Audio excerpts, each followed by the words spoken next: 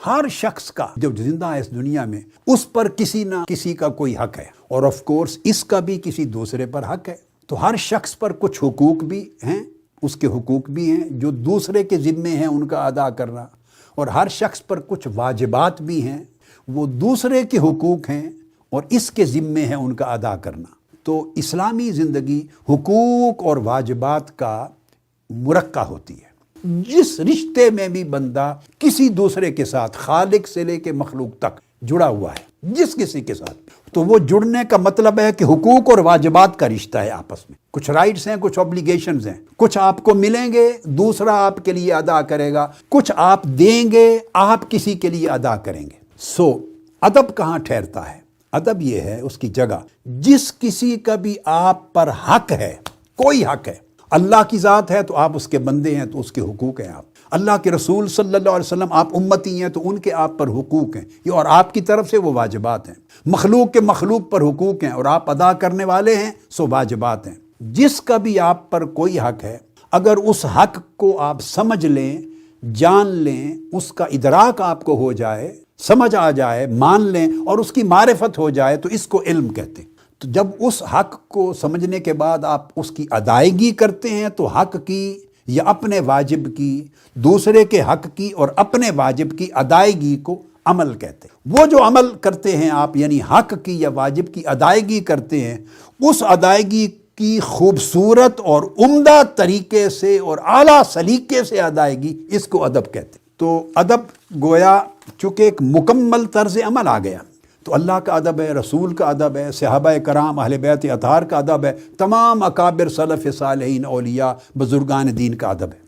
مگر آپ ادب کے تصور کو دیکھتے آئیے، پھر کعبہ کا ادب ہے۔ صحیح بخاری میں حدیث آ جائے گی، کعبہ کی طرف منہ کر کے آپ جب غسل خانے یا واش روم میں جاتے ہیں تو کعبے کی طرف چہرہ کر کے بیٹھنا بھی منع ہے اور پشت کرنا بھی منع ہے۔ ادب ایک ایسی چیز ہے جو حسیات سے اور محسوسات سے اوپر چلا جاتا ہے۔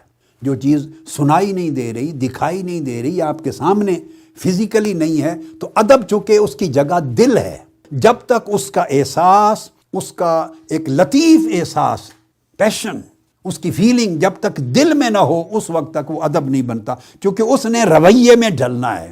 اندر جو ہوگا وہی رویے میں ڈھلے گا۔ تو کعبے کا ادب ہے، نماز کا ادب ہے۔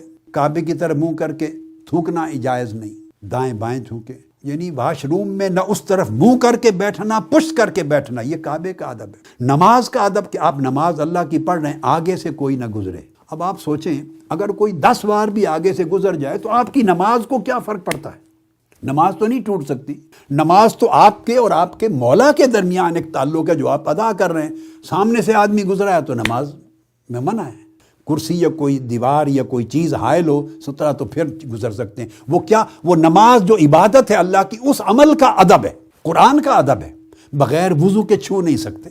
تو پھر اس کے بعد تلاوت کا ادب ہے، پھر ذکر کا ادب ہے، اللہ کا ذکر کا، اس کی مجلس کا ادب ہے، اللہ کی دعا کا ادب ہے، اس طرح ہاتھ اٹھا کے دعا کرنی ہے جیسے منگتے اور سائل ہوتے، یہ اس کا ادب ہے۔